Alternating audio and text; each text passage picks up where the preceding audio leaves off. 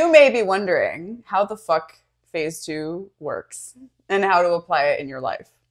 You probably found us on TikTok or Instagram or just YouTube generally, and you want to know more. So we're going to give you more. This video, we're just going to get right into it. We're going to talk about quantum networking, which was the first book that Andre and I wrote about phase 2 and my mentorship and his mentorship.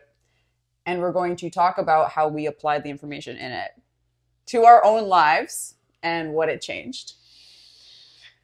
I already have one. Go ahead. It just came in. Jump in. So, okay. Immediately, I'm remembering the first thing that I ever applied, which was the statements exercise. Oh my God. Like, that was the first thing. The statements exercise is literally just allowing yourself to finally be honest and admit that you're enjoying an experience in your life. And my roommates. I've told this story before. It hits every single time because I freaking hated my roommates. And I hated my living situation. And I blamed them for literally every problem in my life. Wow. And I was like it just found a way. Like, I found a way to make it them every single time. And I put myself in the perfect position to be a victim to them too, because I was the only person on the lease. So I was like, oh my God. I'm in charge. I'm responsible for everything that happens in this house. And you guys are so ungrateful and blah, blah, blah. Even though you chose this. That's the perfect setup for you to be mad. Perfect setup. Yep. You chose this. You actually have full control over everything. But you just be a victim. So anyways, I had this roommate that I picked. Oh. From Facebook. Didn't know her. Didn't vet her. She came over off Facebook and I was like, you seem fine. I didn't care. I wanted the bills paid. Didn't care. Didn't look any deeper into it. It was just like, here you are. It's about money. Yes. Yeah. And she had mentioned to me when she came, oh, you guys have, you have a dog. Like, can I have a pet here? And I was like, sure. Yeah, you can have a dog. We have a backyard. Like, no big deal. Within the first couple of days that she started living with us, she brings home a puppy. And I was like, yeah, I signed up for that one, but I'm still going to be a victim to it. Puppy destroys the master bedroom. That's the one I was renting out. Because it was like its own separate suite, kind of. Destroys it, pee everywhere, destroys the whole deck upstairs. Like, so many things went wrong. And this is like a big mansion that we're living in, big, beautiful house. So I'm like, I'm going to have to pay thousands of dollars in damages. Like, this is fucked and I'm broke and this is not going to happen. And just everything worst case scenario, I was losing sleep over it. And it was coming to the end of my lease and time for me to move out. And I'm like, I am screwed. This is just going to be so bad. It was the only thing I could think about. And I learned about the statements exercise. And I'm like, okay, I'm going to do it. And so I laid there and I just was like, I'm willing to admit that I enjoy being pissed about my roommates and blah, blah, blah, blah, blah, blah, etc. And I sat there and I listed it all out. I'm like, and having to pay thousands of dollars and maybe having to move home. And I just let myself go into worst case scenario mode, to the furthest extreme so bad. I was literally sweating. And I'm just laying there sweating, just facing it.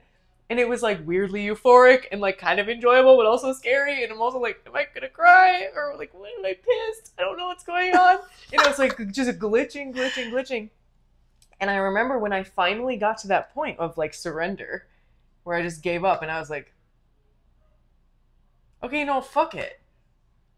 Fuck it. If it happens, so be it. There's literally nothing I can do about it at this point. If there's damage, it's damaged. What? I'm either going to pay somebody else to fix it or I'm going to pay her. So it was just kind of I had finally accepted the situation. And I just was like, okay, I can actually go do something else. I move out of the house. The landlord comes, does a full walkthrough, and just hands me my security deposit. Okay, bye. It was nice, renting to you. And I'm just I was like, this shit works. I don't know what happened. If they, she was just blinded. She's blinded. God struck her down. I was in such disbelief. I kept waiting for her to ask. I kept waiting. Yeah. Actually for months. Actually for literally there was months afterwards that I kept thinking, like, it would come up every once in a while. I'm like, wait, I still haven't got a message or anything. You wanted her to send you a message Yes. so bad. Yeah. The landlord. But nope. Nothing. Because I just felt through the experience, and all of a sudden it was like... So with your awareness now, how did that work? I don't know, to be honest. I don't know how it works. Yeah. I'm not going to pretend like I know how it works because I really don't. But the only thing that I know is that my experience changed in the time between me doing the statements exercise and the time that happened. Mm-hmm. It changed from me being stressed all the time, being anxious, worrying about this thing, constantly thinking about it, constantly wanting to fucking kill my roommates and just being like a bitch, to being like, I'm just going to go about my business. And just like that. No more problems. No more problems. It was immediate. Yeah. Like, of course, the situation of my not having to pay thousands of dollars in damages happened weeks afterwards. But the relief that I felt in my life and my experience was immediate. It was like the second that I got up from that exercise, I was like, oh, wow. I can smell the air again. It was just like, I'm here. And that is like the go-to. Mm-hmm. I was just talking about the statements exercise to somebody the other day, and I was like, I still use this. Oh, really? Like DMing on Instagram? Yes. Mm. I was like, I still go back to it. If I catch myself in some shit, I'm like, maybe I don't do it the exact same way, but having that awareness of like, okay, wait. Let me be honest with myself. I'm enjoying this. Yeah, I'm really liking this. I'm liking being mad about this. Yeah. Life-changing. Mm-hmm. Absolutely. It was life-changing for me too when I came up with it and learned about it from Existential Kink. But yeah, that's insane. Bro.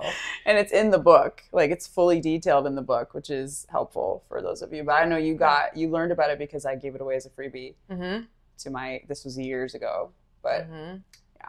Well, I learned about it, but I didn't actually use it. Oh, really? No. I think when I watched that video, I think I did it for about maybe 10 seconds and was like, this didn't fix my life, so we're fucked. Well, and then you went back to it. Oh, yes. I didn't know that detail. Yes. Because when you started talking about phase 2 and everything, that was when it really started hitting me. Because it was after I had actually accepted that it was all me, not just some. Some me. Yeah, that's key. That's super key. Even the existential kink, like, it's still kind of coming from a place of like, well, it's your subconscious, so you're not really in control of it. And it's like, no, you are. Yeah, you are. It's all you. Yep. You don't have to make a distinction. So that's the thing about phase 2 that's different than everything else. To me. It's like, you were literally all of it. There's nothing that you get to be like, well, that wasn't, wasn't me. I couldn't have controlled that. It's outside of my control. Some things are just the way it is. Like, no, it's not. It's all you. Reminds me of a conversation I had with that guy Nathan last night where he was like, oh, it'd be so great. I don't know why more people don't try to manifest world peace. And I'm like, interesting that you think world peace is outside of you. Yes. Like, you actually think there's world. And it's not surprising that people think this way, but if you're talking about manifesting and you're also talking about things being outside of you, that is just such a funny, like, it's cognitive dissonance. It's just hilarious. But another thing from the book, Quantum Networking, that changed my life when I started implementing it, and you know about this too, is the judgments thing. Letting go of judgments and comparisons and expectations, but most of all judgments. In that, if you let go of judgments, the statements exercise becomes just like a little bonus, because at that point, you're not even judging the different experiences you're having. You're just like, oh my God, I'm just having housemates. It's not better or worse than any other housemates, or even not having housemates. It's simply an experience. It's like the fucking, you know what I mean? Like the faster way to cut through all that shit. And there's so many feelings associated with judgments. Oh my God. Yeah. Go ahead. It's like almost, I can imagine watching you say that and being like, I don't understand. Like how you can even let go of like all judgments. You can imagine me? No, I can imagine me like watching this video. Oh, yeah. And not getting what you're saying because it's so fucking profound. To be like, you can literally just not judge your life as good or bad. Like, it's just like, wait, what? What? So it's like, there's this moment where you almost feel like you're like losing your identity because you're so used to judging everything. Oh my God, that's so true. That's so true. Like, if I don't judge this, then somehow that takes away a part of me. Yes. Yeah. Because I like these certain things or I don't like this thing. That's who I am. Yeah. Like, they're just that way.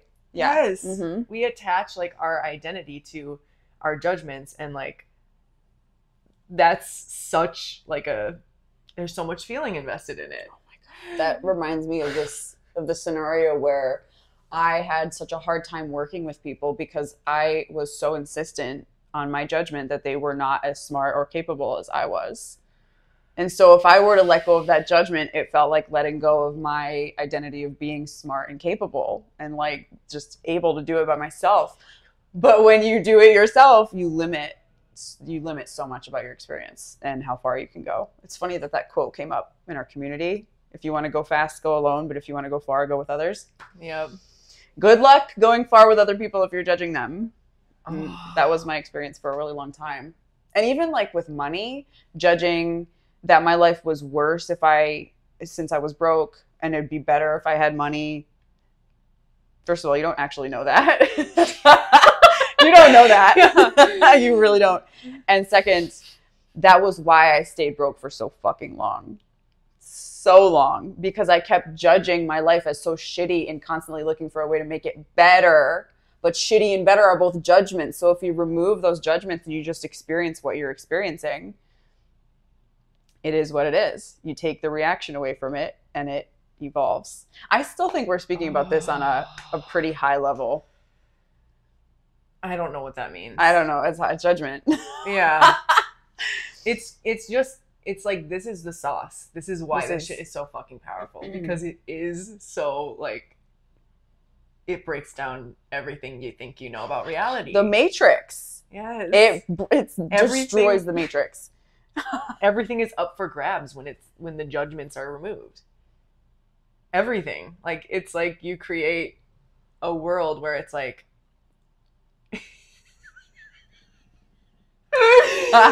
you have no choice but to follow your feelings because you're not basing every decision off of your judgments. And that is like,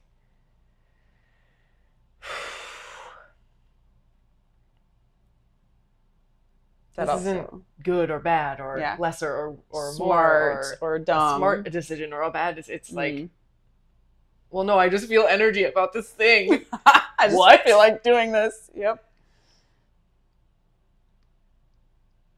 Oh my God. That brings up so many.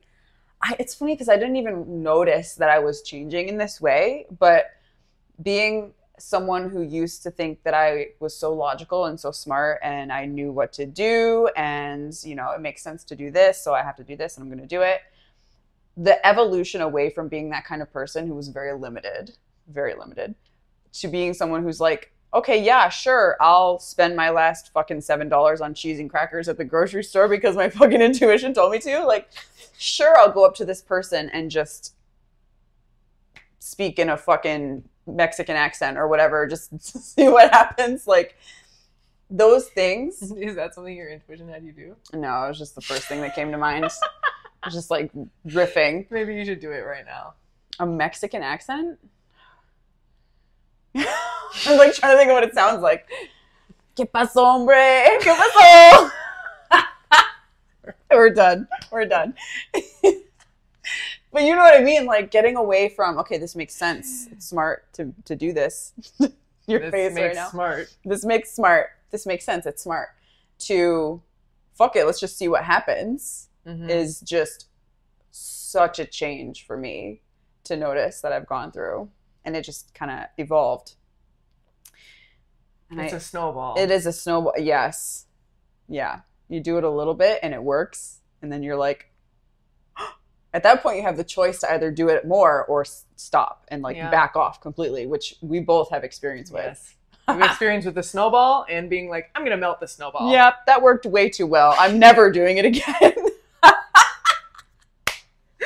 Yeah. Oh, fuck. I was just thinking of like how when I first took like those what I saw as really big leaps with my intuition, like quitting my job and breaking up with my relationship and moving here, like going to the retreat. It was like there was a series of like boom, boom, boom, boom. You're doing all these things that are like, what the fuck am I doing? I don't understand why I'm doing any of this. This doesn't make any sense, but I feel like I have to do it.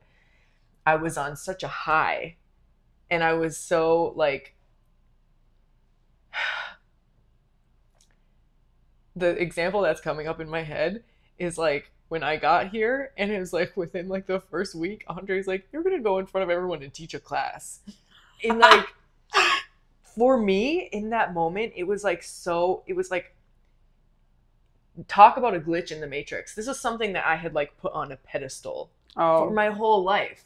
Like just people that would do that in general. Teach? And yes, like teach anything, like in front of a whiteboard. Like who the fuck am I? And now I look at it and I'm like, wow, like I've done it 100 times now since then, maybe. But that moment was so profound for me because it was like, I knew that I had no idea what the fuck I was talking about. And I was still doing it. Still doing it because it doesn't matter. Yes. The only thing you can do is judge it and be like, this was terrible. But that's a judgment and a limitation. So, but it opened up a whole new world. Because not only was I not having any idea what the hell I'm saying and I'm doing this, but also the people, you and Andre, who I'm looking up to, I'm like, they know the way, are sitting there just like, okay, great.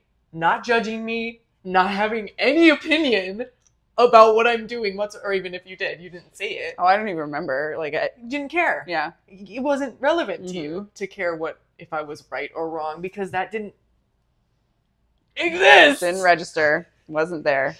And it was just like, wow. Oh my God. Yeah, that brings up the conversation of spending time around people who don't judge. Oh my God. Oh, and who are in the phase 2 kind of reality, whatever. It's so different. I remember that time that we went out and we were like, let's interview rich people about what they do in their lives. But we literally went out to do this. There's this really wealthy neighborhood down the street from us. We live in Scottsdale, Arizona, which is a wealthy town. We go to this neighborhood and it's like, what is it, like 9 a.m. on Thursday? And we just assumed that everyone would be home, just free, like doing whatever they wanted, because that was our life, and it still is, where, there's no schedule. You do what you want to do every single day.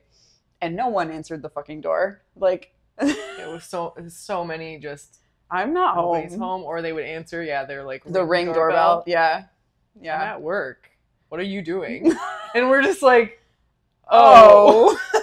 And we come home and Andre's like, yeah, so nobody's home. Yeah. Well, yeah, we found that out after going to like 7 houses. Oh, that was one of my first, like, oh, we are so disconnected from reality. We're out of the matrix deeply. Yeah.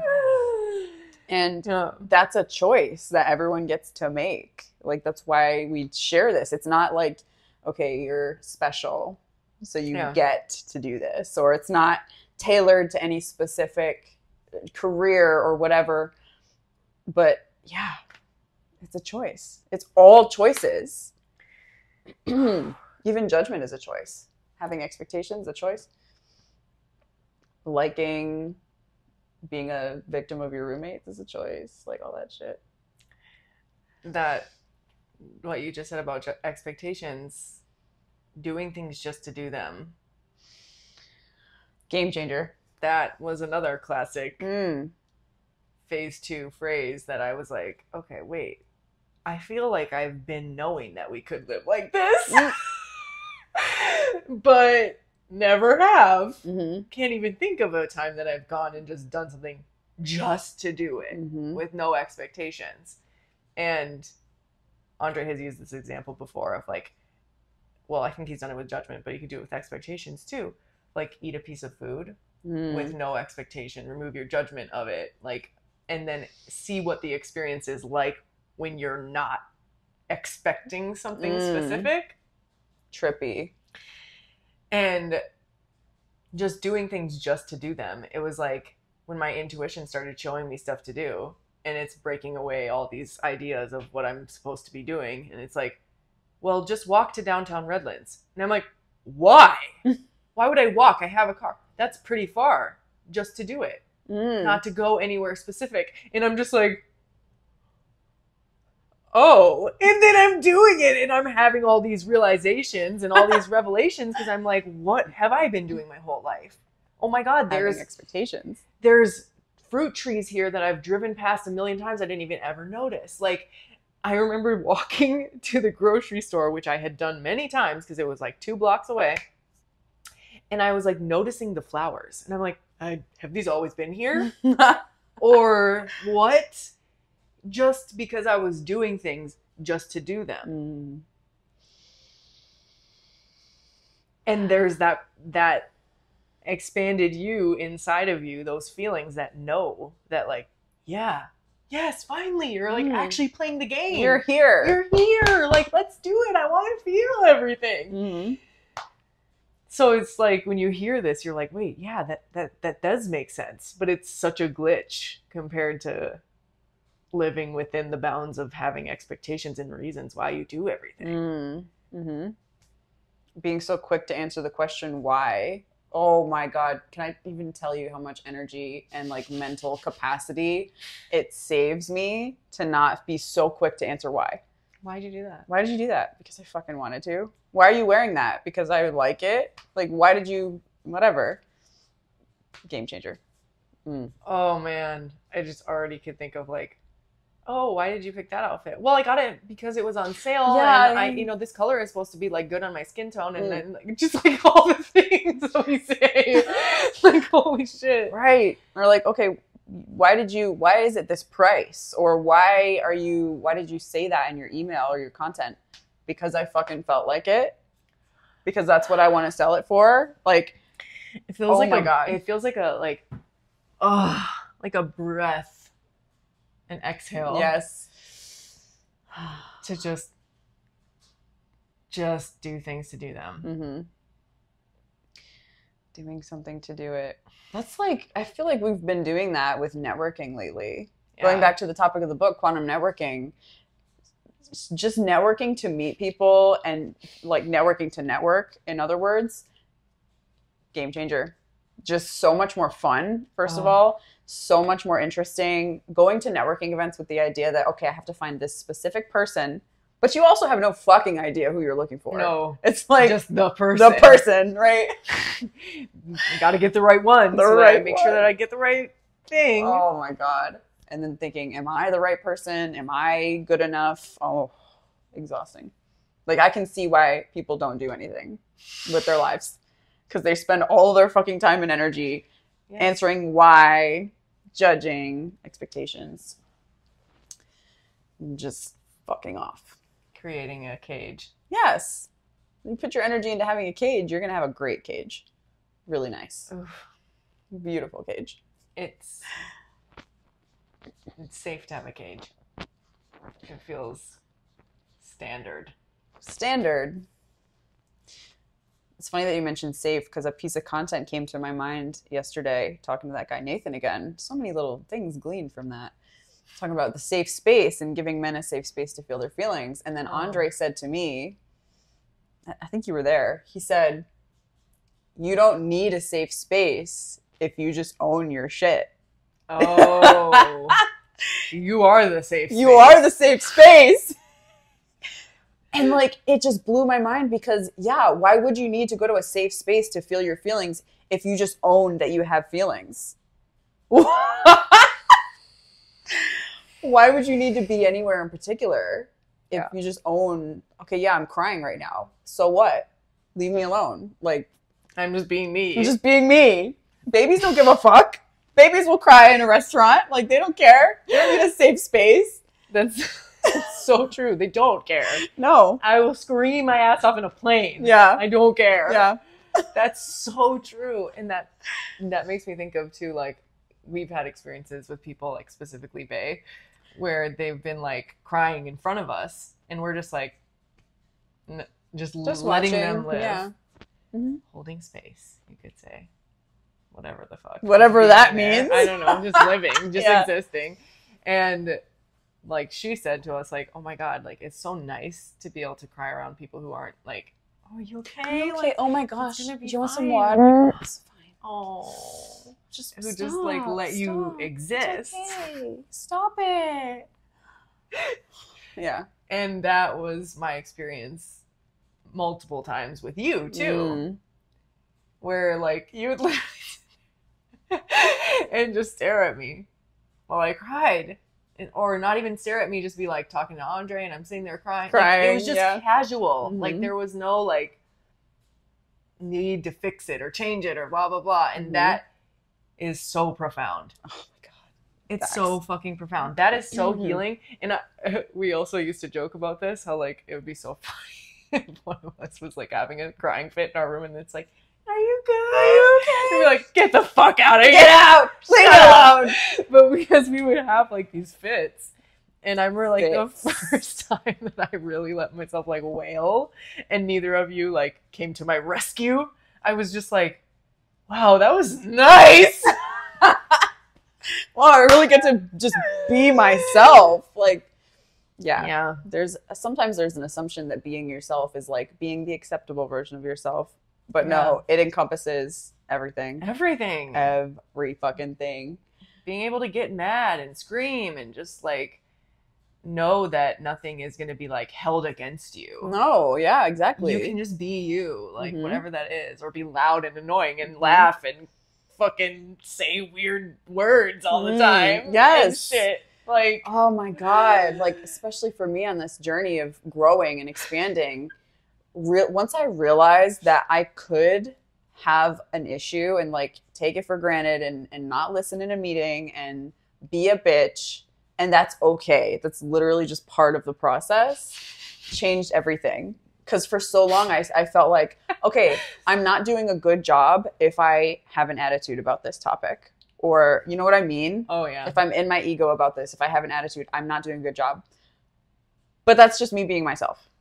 And you can just do that for a little bit and then get over it, come back to the meeting, and it's like, okay, what are we doing now? And you just move on. Yep. Yeah. And if you move on, everybody else moves on. It's just an immediate mirror. If people are pissed at you, it's because you're still pissed at yourself and you haven't gotten over your shit yet. Exactly. It's not okay to you. Yeah. So you're projecting that onto everyone else. Because nobody else fucking cares. Nope. They're worried about themselves. Oh, fuck. That's one more thing I want to cover in this video is the whole, like, nobody else exists. Because that, for me, like, I had my own moment with the mushroom trip where I actually got to see that. And, like, its totality of, like, oh, wait, no, this actually is all just an illusion.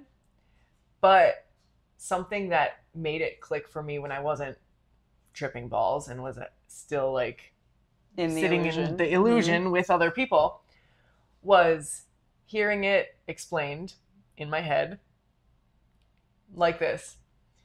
No matter what, other people don't actually exist because... say you and your friend went out networking and you met somebody and you meet this guy and you're both talking to him, you know, you're sitting there, you're in the conversation together the whole time and you leave and your friend's like, oh, that guy fucking sucked. I fucking hated him. And you're like, wait, what? I loved him. Like, he was awesome. What are you talking about? How could you both have that completely different experience? How? If that person actually existed. If there was that separation and there was that they objectively are something. Yes, objectively is the word I'm looking for. Exactly. It's like you're both just projecting your own perception onto that person. So you're both going to have completely different experiences of that person. So therefore, nobody else actually exist because you are only ever going to see them through the lens that you're perceiving them through. Yes, through your lens. Oh my God. You can't see anything outside of your lens. It's all inside your lens. Yeah, that's such a good point. You could even take that from the other side that Mm-hmm. you don't objectively exist. Yeah. Because no matter what anybody else ever said about you, it only has to do with them. Yep. So like that can be a concept that's like, okay, like that makes sense. But when you really feel that, it's like, wait, oh my God. Like you have to be willing to go into the depths of the feeling of like, I am completely existentially alone. Which I did that. I had that experience after the retreat where I laid on the carpet in my apartment, crying into the carpet, like, oh my fucking God, I'm alone forever. And then it was like, once I felt that out and like let myself just be a victim to it, then I was like, I'm alone. It was like the pendulum swung. Yeah. I'm like, wait, I can do whatever I want. Exactly. Everything gets to be whatever I want it to be. I'm like, no matter what, if someone's judging me, I'm just picking some shit up too. Like, it doesn't matter. Oh my God. Yeah. So that, it's like people will hear that and be like, well, you can't just be like, nobody exists. And it's like, yeah, you can. It's like, it's, you are empowering that other person. Say they do exist. You're still empowering them by just doing whatever you want, because then they get to do it too. Yes. When you take responsibility for 100% of your feelings and your bullshit, everybody else gets to They get to do the same. They get to. And then they get to experience being the only one that exists. And you get to just like, fucking live. Fucking live. The other thing, just like the perfect cap to this, is the word alone. All one. Oh, fuck. All one, alone. It's two sides of the same coin. You're all the same. You get to do whatever you want, but you're alone. You're not alone. You are alone. It's all one. Oh my God. This is great. Yep. Well, welcome to our channel. Thanks for listening. Hit subscribe and check the description box to get a copy of Quantum Networking so you can begin this journey for yourself. That's the place to start. And check back for more content every Monday and Friday. Let us know if your brain melted and how in the comments. In the comments. I want to hear. Peace out. Bye.